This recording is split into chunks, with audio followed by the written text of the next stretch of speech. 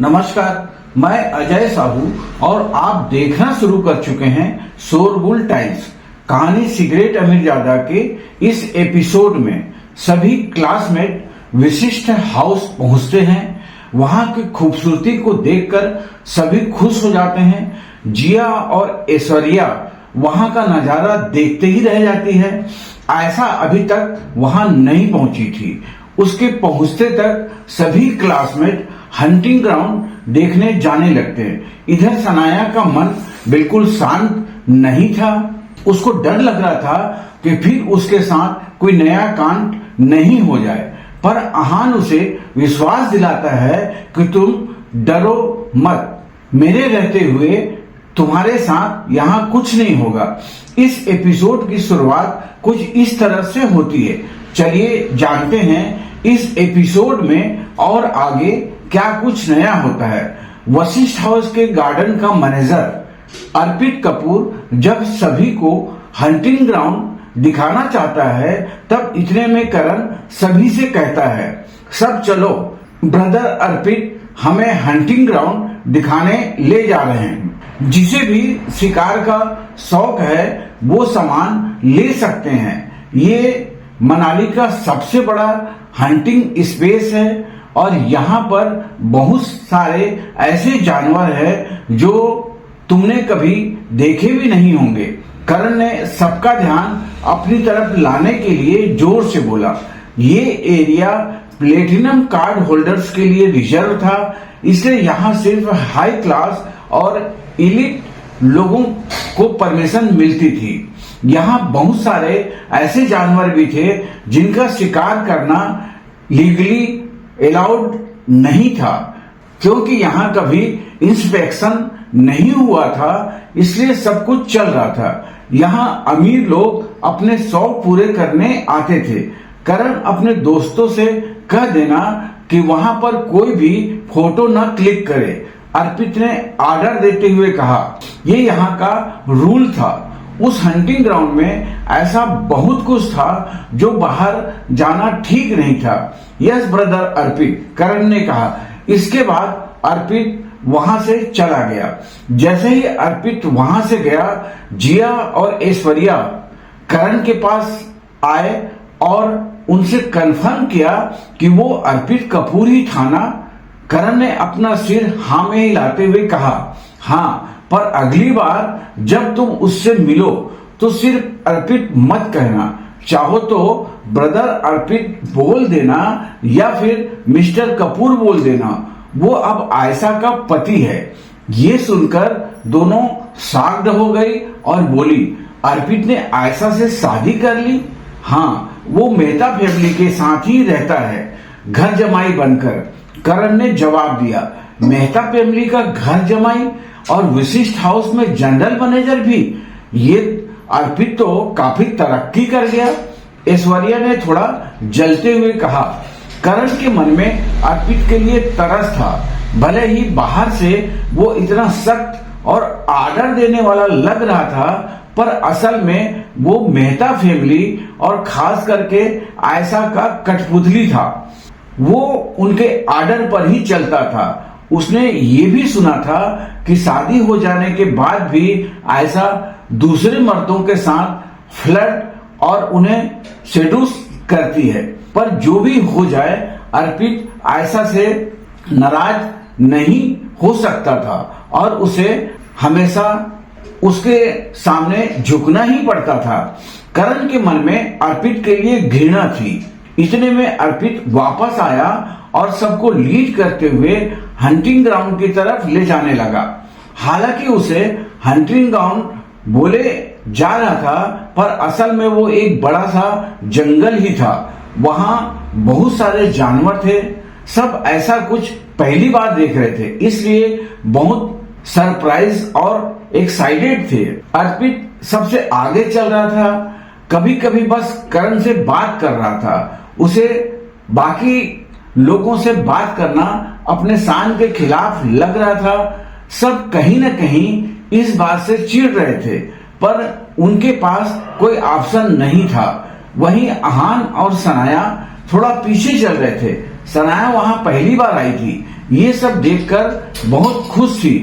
कुछ समय के लिए सनाया आयशा के बारे में भूल चुकी थी और मुस्कुरा रही थी। उसके खूबसूरत चेहरे पर स्माइल बहुत प्यारी लग रही थी। वहीं दूसरी तरफ अहान बहुत बोर हो रहा था। वो वहां पर सिर्फ सनाया का साथ देने के लिए चल रहा था। वो बचपन से ही ऐसी जगहों पर जा रखा था। उसने इससे बड़े और खतरनाक हंटिंग ग्राउंड और जानवरों को देख रखा था। इतना ही नहीं, वो कुछ जानवरों से भिड़ भी चुका था। अभी तो उनके साथ पूरी सिक्योरिटी टीम चल रही थी, पर बहुत बार वो अकेले ही ऐसी जगहों पर जा चुका था। अचानक से अहान का फोन बजा। यंग मास्टर, मैं राज बोल रहा हूँ। आप अभी विशिष्ट हाउस में हैं? राज ने बहुत इज्जत के साथ पूछा। ये सुनकर अहान थोड़ा हैरान हो गया। वो सोचने लगा कि कहीं राज ने उसके पीछे किसी को लगा तो नहीं दिया जो उसकी खबर देता है। राज अहान की चुप्पी का कारण समझ गया था, इसलिए उसने तुरंत बोला, यंग मास्टर, मेरे छोटे भाई अभिषेक ने आपको ली मेरिडियन रेस्टोरेंट से निकलते हुए देखा था। जब उसने वहां के मैनेजर से पूछा तब उसने बताया कि आप यहाँ आने वाले हैं। अच्छा, हाँ तो मैं अभी यही हूँ, अहान ने बहुत सहजता से कहा। दरअसल मैं चाहता था कि आप बाकी के शेयर होल्डर से मिल ले। अहान वहां का सबसे बड़ा शेयर होल्डर था, इसलिए राज चाहता था कि अहान भी सबसे मिल ले। कहाँ हो तुम? अहान ने पूछा। हम कॉन्फ्रेंस रूम में हैं, आप अपना काम खत्म करके आ सकते हैं, हमें कोई जल्दी नहीं है। राज ने कहा, नहीं, मैं अभी आ रहा हूं। अहान ने इतना कहा और फोन काट कर दिया। उसे आज नहीं तो कल सारे शेयर होल्डर से मिलना ही था, इसलिए उसने सोचा इस काम को आज ही निपटा दिया जाए। फिर वो सनाया की तरफ मुड़ा और कहा, सनाया, मैं कुछ दोस्तों से मिलने जा रहा हूं, तुम चलोगी मेरे साथ? अहान नहीं चाहता था कि अभी सनाया को उसकी असलियत का पता चले, पर फिर भी अगर वो साथ चलना चाहती तो अहान मना नहीं करता। उसके लिए भी ये अच्छा मौका था राज चोपड़ा से सनाया को मिलवाने का। सनाया ने कुछ सोचा और फिर मना कर दिया, नहीं, मुझे नहीं चलना, तुम जाओ, मैं तुम्हारा यहीं इंतजार कर रही हूँ। सनाया समझ चुकी थी कि वो किन दोस्तों से मिलवाना चाहता था। अहान धीरे धीरे सनाया से बातें शेयर करने लगा था, पर अभी वो सब कुछ जानना नहीं चाहती थी और कहीं न कहीं सनाया को लग रहा था कि अहान के दोस्तों से मिलकर कहीं वो उसकी इमेज खराब ना कर दे। वो सिर्फ खूबसूरत थी और उसके पास कुछ नहीं था। उसका फैमिली बैकग्राउंड भी बहुत पावरफुल नहीं था। ठीक है, तुम वेट करो, मैं 10 मिनट में आता हूं। क्योंकि सनाया नहीं जाना चाहती थी, इसलिए अहान ने भी उसे फोर्स नहीं किया, जल्दी आना। सनाया ने स्माइल करते हुए कहा और अहान वहां से चला गया। तभी अर्पित वहां आया। अर्पित ने कहा, हाय सनाया, लॉन्ग टाइम, कैसे हो तुम? लॉन्ग टाइम, मैं ठीक हूं, सनाया ने बहुत रुखी आवाज में कहा। सनाया को कभी भी अर्पित में इंटरेस्ट नहीं था। वो तो अर्पित था जो उसके पीछे पड़ा रहता था। इस बात को सबसे गलत तरीके से इंटरप्रेट किया और आयशा ने उसे पानी में गिरा दिया। मैंने सुना है तुम्हारी शादी में बहुत प्रॉब्लम चल रही है, तुम अपनी शादी से खुश नहीं हो? अर्पित ने सीधा सवाल किया। ये तुमसे किसने कह दिया? मैं अपनी शादी के बाद से ही बहुत खुश हूं, सनाया ने जवाब दिया। हाँ, खुशी? ऐसे आदमी के साथ तुम खुश हो? अर्पित ने सिगरेट जलाते हुए कहा। इस पर सनाया ने कुछ रिएक्ट नहीं किया। उसका चेहरा बिल्कुल शांत था। तुम अपने पति को डिवोर्स दे दो और मनाली आ जाओ, तुम मेरे साथ रह सकती हो, मैं तुम्हें हर महीने पैसे भी दूंगा, अर्पित ने सिगरेट पीते हुए कहा। इस बात पर सनाया को गुस्सा आ गया। उसने गुस्से से अर्पित से कहा, अर्पित तुम ये कैसी बातें कर रहे हो, थोड़ा तमीज से बात करो। मैं शादीशुदा हूँ और तुम्हारी भी शादी हो चुकी है, क्या उसकी तरफ तुम्हारी कोई रॉयल्टी नहीं है? अच्छा, तुम्हें आयशा के लिए बुरा लग रहा है, तुम जानती भी हो उसने मेरे साथ क्या क्या किया है। अर्पित के चेहरे के एक्सप्रेशन बिल्कुल चेंज हो गए। ऐसा भी क्या किया उसने? सनाया अब कंफ्यूज थी। शादी वाली रात वो 2 लड़कों को लेकर घर आई थी और मेरे ही सामने उन्हें सेड्यूस कर रही थी। भले ही दुनिया की नजरों के सामने मैं मेहता फैमिली का जमाई हूं, पर असल में उन्होंने मुझे अपना नौकर बना रखा है। वो दिन को रात भी बोले तो मुझे मानना पड़ता है। अर्पित के मन में आयशा के लिए नफरत थी। शुरू में जब उसे ये बात पता चली थी कि आयशा उससे शादी करना चाहती है, तब वो बहुत खुश था, क्योंकि वो मेहता फैमिली का जमाई बनने वाला था। पर अब उसे एहसास हो रहा था कि उसे फंसाया गया है। आयशा कपड़ों की तरह अपने रिलेशन बदलती थी और ये बात उसकी पूरी फैमिली जानती थी। पर अर्पित को शादी के बाद पता चला था। जब आयशा की शादी की उम्र हो गई थी, तब उसकी फैमिली को उसके लिए एक ऐसा पति चाहिए था जो खुशी खुशी घर जमाई बन जाए, और अर्पित वैसे ही था। अब अर्पित घर जमाई कम और आयशा के लिए कठपुतली ज्यादा था। ये बात सुनकर सनाया का शाक से मुंह खुला का खुला रह गया। उसने कभी सोचा भी नहीं था कि आयशा ऐसी लड़की होगी। सनाया, तुम भी अपनी शादी से खुश नहीं हो और मैं भी खुश नहीं हूँ। तुम उसे छोड़ दो और मेरे साथ आकर रहो। और रही बात आयशा की, तो एक दिन मैं उसकी इज्जत की धज्जियां जरूर उड़ाऊंगा। सनाया, तुम मुझे बहुत ज्यादा पसंद हो और मुझे पता है कि तुम भी ये महसूस कर सकती हो। अर्पित ने सनाया का हाथ पकड़ते हुए कहा। सनाया ने अर्पित का हाथ झटका और कहा, तुम पागल तो नहीं हो गए हो? तुम अपनी शादी से खुश नहीं हो, पर मैं बहुत खुश हूँ। मेरा पति बहुत ही अमेजिंग इंसान है, और सिर्फ इतना ही नहीं, मैं आन से बेटर इंसान से आज तक कभी नहीं मिली। सनाया, हम दोनों ही अपनी शादी में फंसे हुए हैं। मुझे झूठ बोलकर क्या होगा? एक मौका तो दो मुझे। I really like you. Arpit ने फिर कहा, please have some self respect. Sanaya ने एक कदम पीछे लेते हुए कहा। जैसे ही अर्पित ने सनाया के करीब जाने लगा, उतने में घोड़े पर सवार होकर एक लड़की आई।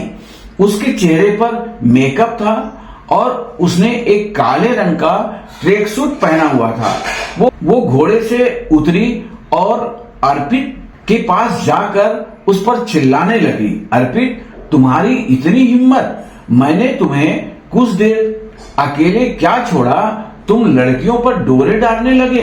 फिर उसने सनाया की तरफ देखा और कहा, लड़की भी कौन? सनाया, तुम जैसा सोच रही हो वैसा कुछ नहीं है। अर्पित ने समझाने की कोशिश की। वो लड़की कोई और नहीं बल्कि आयशा मेहता थी। इससे पहले अर्पित आयशा को कुछ समझा पाता, उसने अपने पति के गाल पर एक चांटा मारा। इस पर अर्पित को बहुत गुस्सा आ गया। ऐसा नहीं था कि आयशा ने अर्पित पर कभी हाथ नहीं उठाया था, ये वो अक्सर करती थी, पर आज उसने इतने सारे लोगों के सामने उस पर हाथ उठाया था। पर अर्पित चाह कर भी कुछ नहीं कर सकता था। अगर वो उसके खिलाफ जाता तो वो इस धरती से उसका नामो निशान मिटा देती और किसी को पता भी नहीं चलता। ऐसा नहीं है, मैं कुछ नहीं कर रहा था, वो तो सनाया थी जो मेरे पास आई थी। अर्पित ने सारा ब्लेम सनाया पर डाल दिया था। अर्पित, क्या बकवास कर रहे हो तुम इंसान हो या नहीं? सनाया ने गुस्से से कहा। उसे विश्वास नहीं हो रहा था कि अर्पित ऐसा करेगा। सनाया, मासूम क्यों बन रही हो?